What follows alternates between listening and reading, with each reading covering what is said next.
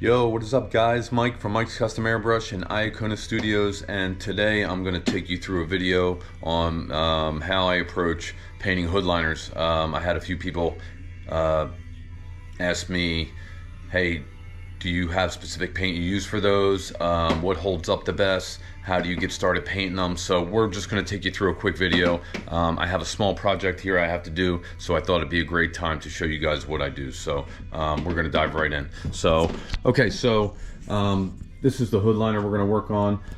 These are Corvette hoodliners. Actually, this is I do a ton of them. I've done so many through the years, but this is the basics. So C6, C7s. The Z06s and all that. A lot of them, they come like this, and you'll see the logo, how it's kind of embossed there. So that's pretty sweet how they come like that. But a lot of people, they want to accent them. You know what I mean? A lot of people, they'll do full murals on these. But you know, depending on what kind of money people want to spend, you got to keep it realistic, and it's not something you can really clear coat. And that doesn't mean you can't get a lot of detail on them, but it's not the best surface for me. So I like when people just want basic stuff, and I'll show you some examples in this video of other ones I've I've done. So yeah, this is the logo, and basically what we're going to do is we're going to fill this in. If anybody's familiar with the Corvette logo or the many versions they have of it, or if you're not, it's basically black and white, and then some red in there with a little silver gold, and we're going to chrome this one out. So yeah, let's dive right in.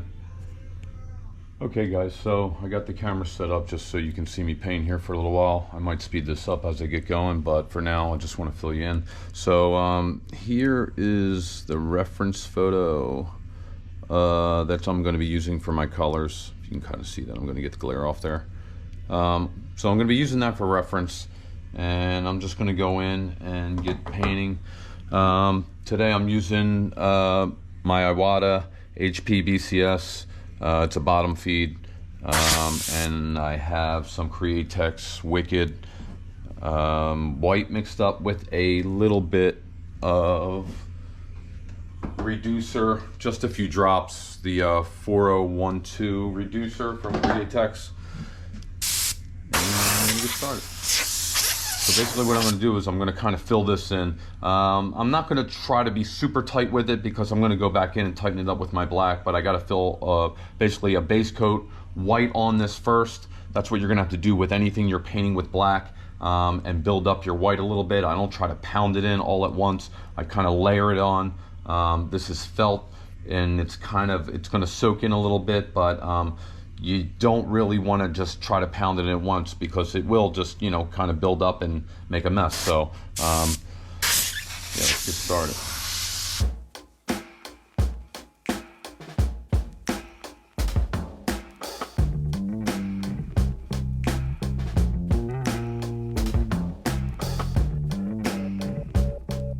I'm kind of staying back, and I'm softly kind of just giving it a base coat.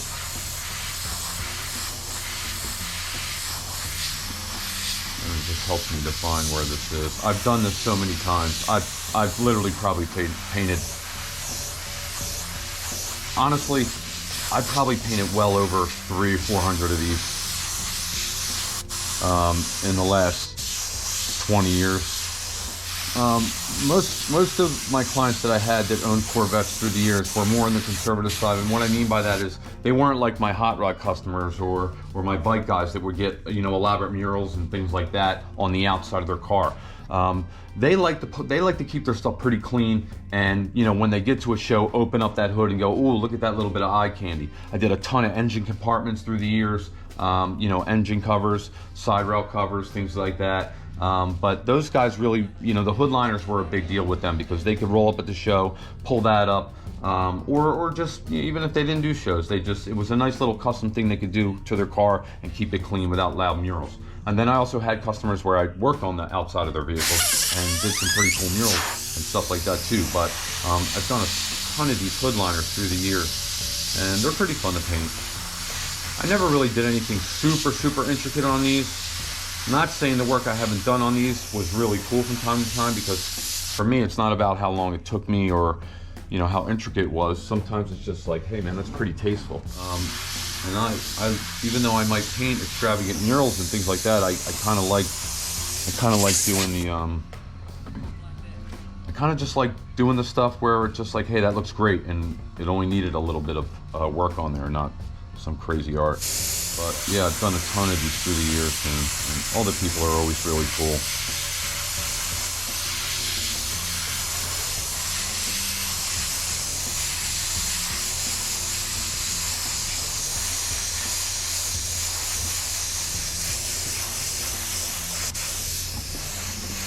So you see I'm just lightly kind of dusting this coat of white and just defining the details in the flags and stuff. And actually the part that they embossed is a real tighter knit versus the felt that didn't get pressed in. So they actually absorb a little bit differently. This is, you know, feels a little bit between a fabric and a, you know, hard surface, where this you're going to get your hairs and stuff like that a little bit more wiry, sticking up from the fabric.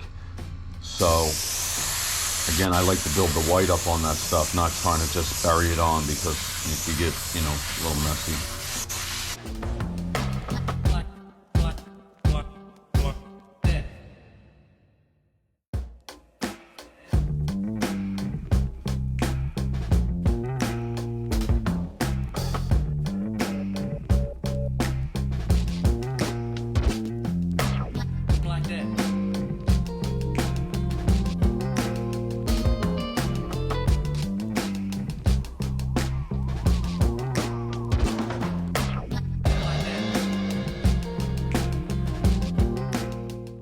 I really wish I could do a lot more of these videos. I mean, I know I talked about it in the other beginning ones, and this is obviously still beginning. I'm just getting started on here, but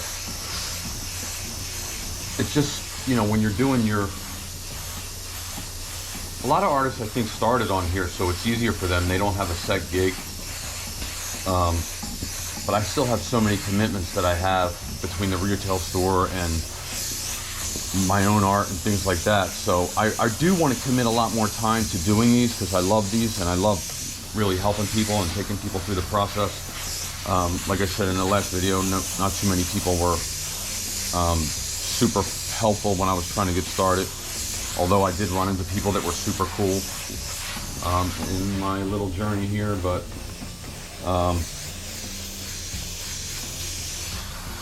yeah, anything I could help you with, I mean, I'll definitely just give you what knowledge I have, and I feel like it's brought me a pretty long way in being successful, not only with my art, but also, you know, in business. So, okay, so that's a pretty good coat I have on there.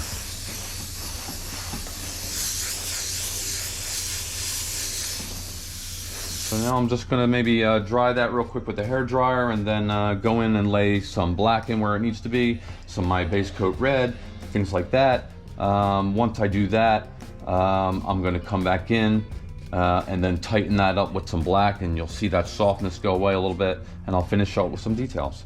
All right, so let's keep going.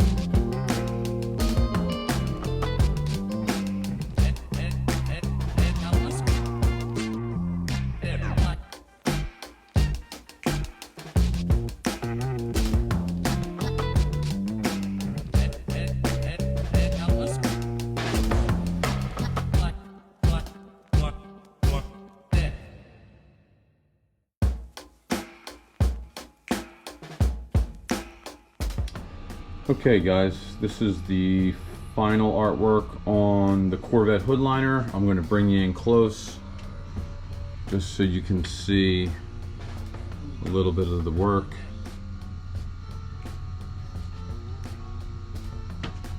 And you see how I kind of just freehanded this whole thing. That's my style, man. That's what I've learned. So I like being able to fall back on what I'm used to, and that's just freehanding stuff on there. These are never perfect when you get them in. Like the embossed things are always a little off here, a little off there, so I try to just come in with enough shadows and highlights to kind of trick the eye a little bit. But yeah, it's pretty cool. So the paint that I was using again was the Createx Wicked White. Turn the bottle here, Wicked Black, and I had some of the reducer, a few drops I always put in that.